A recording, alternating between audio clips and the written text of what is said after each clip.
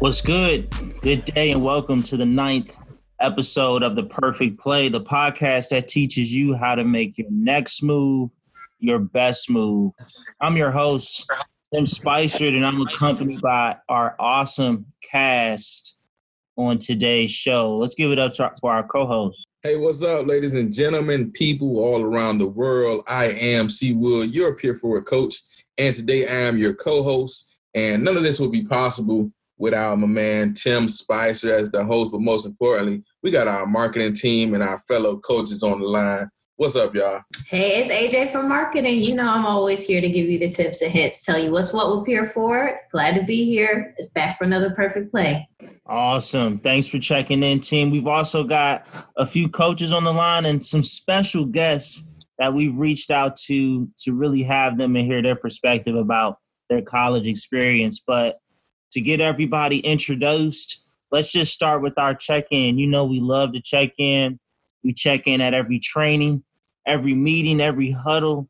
So it's only right we check in for every episode. Listeners, today's check-in is fun, fast, and friendly. So who will lead our check-in today? Well, I got you, Tim, man. So the check-in for today, drum roll, please. Boom.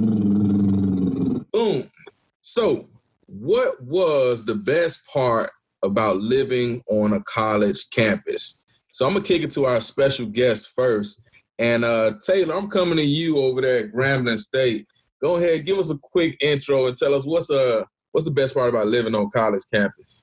I think the best part about living on a college campus is just the freedom to, the freedom to come and go as you please. You don't really have to check in with anybody or there's not a lot of authority. You can kind of just go on your own wave and do as you please.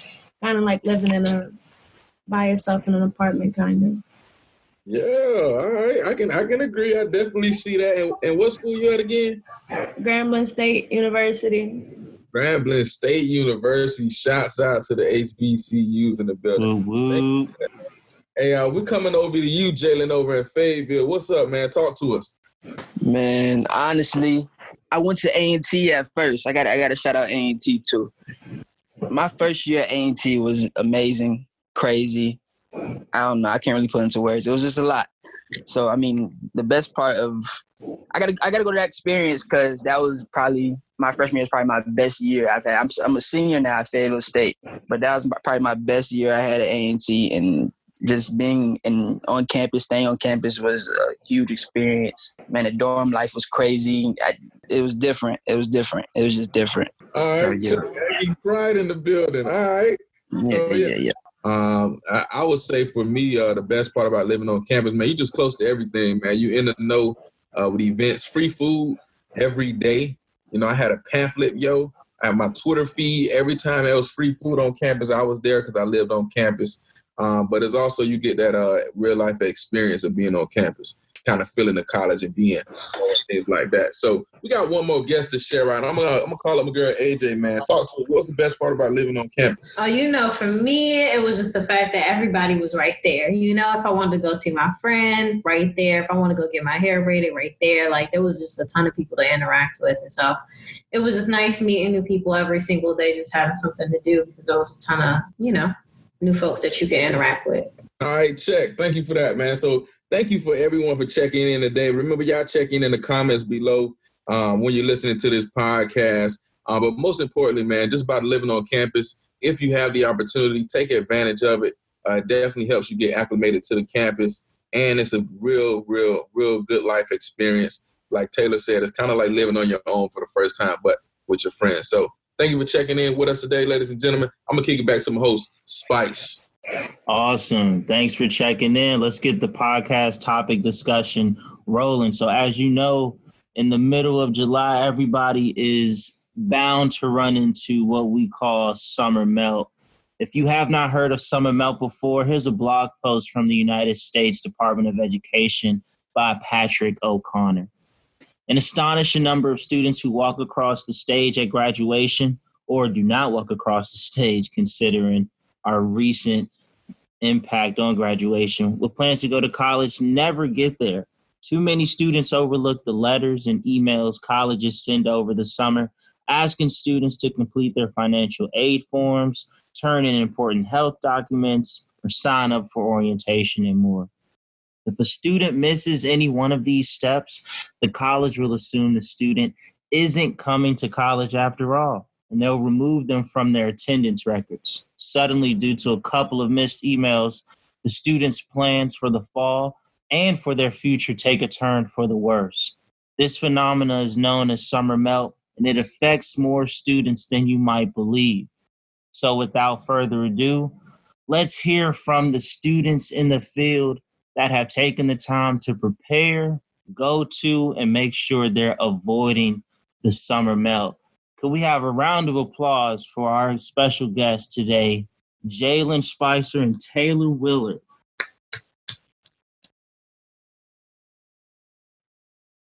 Awesome. So just to get us started, our first question, if you don't mind, Jalen, telling us your major, what school you go to, and a little bit about yourself. I am a business entrepreneurship major.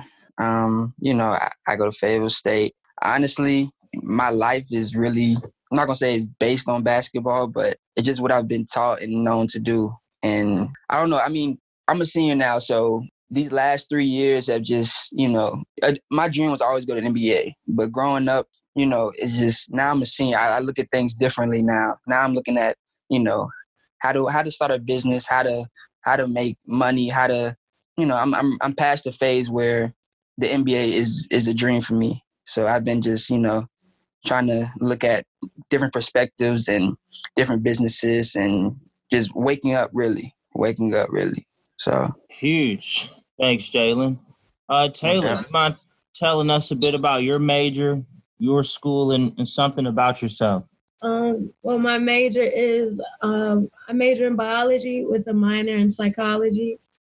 I go to Grambling State University, and a little bit about me. It's not too much to tell, really. I love basketball. I love being around my family and friends, and just keep working hard with my academics and basketball, and whatever opportunity presents itself first. Be more than happy to take it. Awesome. All right, basketball players. So I got some good questions, all right? What are you doing to plan for a successful semester? So COVID's really put everything on hold. Now, sometimes you all are studying in the summer, definitely practicing for the season, but what are you doing now to plan for a successful semester this fall? Tae'lor, let's go with you first. I guess really just planning everything that I know is going to happen in the future. So I'll be a rising sophomore this year. So I've pretty much been acclimated to all things that happen on campus and stuff like that. So now it's just the fact of me, planning for ahead. And, I know how my schedule and stuff is. And I know how, if we do have a schedule, I know how rigorous it can be. So, just making sure that I'm always at least 2 steps ahead and just planning for a successful outcome and all things that could happen throughout the school year. Nice. Appreciate it. What about you, Jay? What are you doing to plan for a successful semester back at Fayetteville? They say the best for last, so this will be your last year.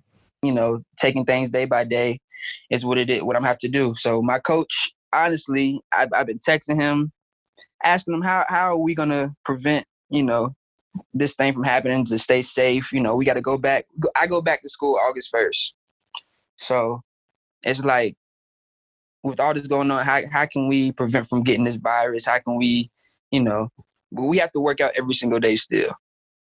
And my friends that they go to A&T, they play for football team. Supposedly 5 people from the football team have gotten the virus over the summer just by working out. So that's putting stuff on my head. Like, when I go back to school and work out, how can I prevent from, you know what I'm saying? So I don't know. It's tough. But hopefully, we can figure something out. But there's just so much stuff going on in the world right now. I don't know. But they've already pushed our season back we're not having the season until second semester now.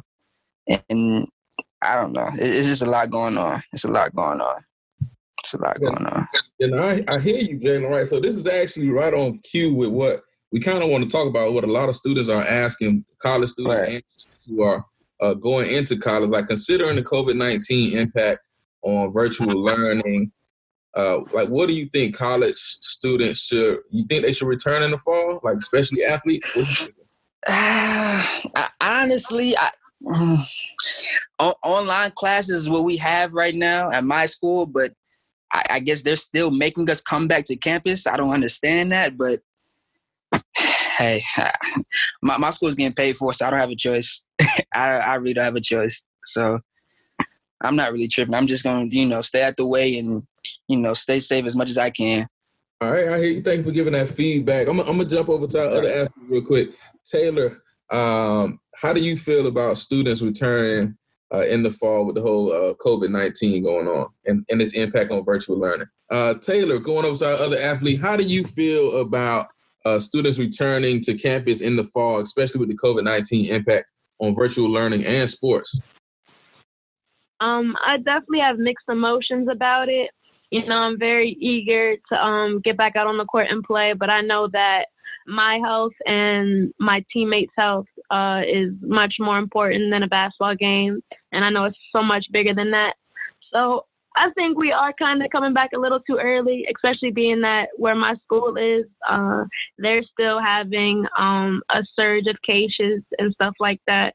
So it's a scary thing to think about, but I just pray that, whoever's in charge of making these big decisions like that, they just make them for the greater good of everybody. Perfect. Thank you for giving that insight. I think that was very valuable. Y'all listen up. If we got any executives, administrators, college reps listening in, these are from your students who are in it know right now.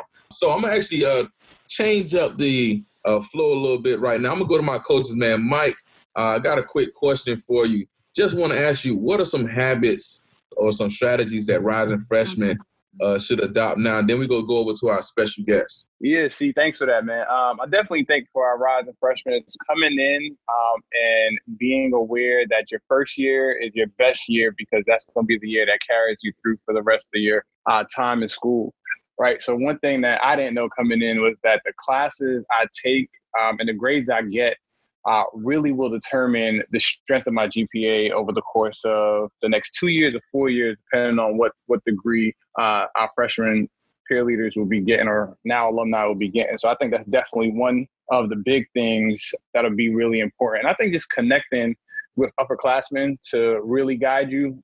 I think we talk about peer influence all the time. Your upperclassmen, your juniors, your seniors, and even some of your sophomores will really know how to help you navigate classes, what teachers to take classes from. So looking to get connected and making sure that your GPA is as tight as possible are two things I think I'll put up for the conversation. Awesome. Thanks, Mike. Definitely some strong habits given there. So we're heading into our last question for the discussion piece. And for our special guests, we want to know, what type of advice would you give a rising college student? I mean, I think everybody has interesting scenarios, whether they're a student athlete, top scholar, or just very involved on campus. But what advice would you give a rising college student? Let's go to Jalen first. I guess I would just tell them not to rush into anything. It's okay if you don't know your major or whatever your freshman year. Just take things day by day. And honestly, whoever you come in with, pick your friends quickly, pick your little gang real quick, you know what I'm saying? 5 people, that's cool, you know what I'm saying? But that's about it. Just enjoy the college experience because it's fun, you know what I'm saying? Don't make it boring. Good advice. Thanks, Jalen. Yeah, Tae'lor, no what would you tell a rising college student, or what type of advice would you share? I think some helpful advice would be, just to be yourself. Don't be persuaded by, what other people are doing or how you see other people using their time. Know that with most people, you come to college with a goal or something that you want to achieve by the end of your 4 years. So I just think you should definitely have everything planned out and know what you're doing and just ride your own wave, and everything will work out in the end. Awesome. Thanks, Tae'lor. Ride your own wave. I hope y'all can swim. So keep these advice, tips, best practices in mind while we head into our segment for the day, where peer leaders have submitted questions for our special guest. But they've given us so much advice and all of the practices and strategies we should know. So let's get over to our marketing interlude so we can hear from what the marketing team has to share and what's going on with PeerForward in the field. Hey, so it's your girl AJ, and as you know, I always keep you up to date with what's going on at PeerForward.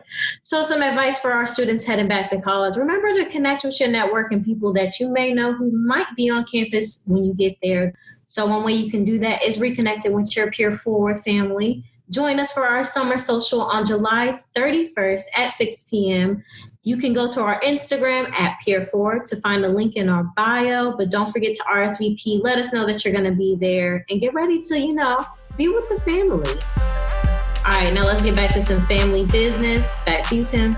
Thank you, AJ, making those plugs. Yes, this has been a lovely episode for family business. I'd like to provide a huge shout out to our marketing rep, our co-host C. Will, for another eventful episode of The Perfect Play. But none of this would have been possible without our experts, Jalen and Tae'lor. If you could just give yourself a bow or a pat on the back, we really appreciate you all coming in today, my siblings. Thanks for listening to another episode. We are kicking off the summer series and definitely ready to roll out what we have to share this summer. Please share today's episode of The Perfect Play with your peers, families, and anyone in search of a good listening. I'm your host, Tim Spicer, and we'll see you next time.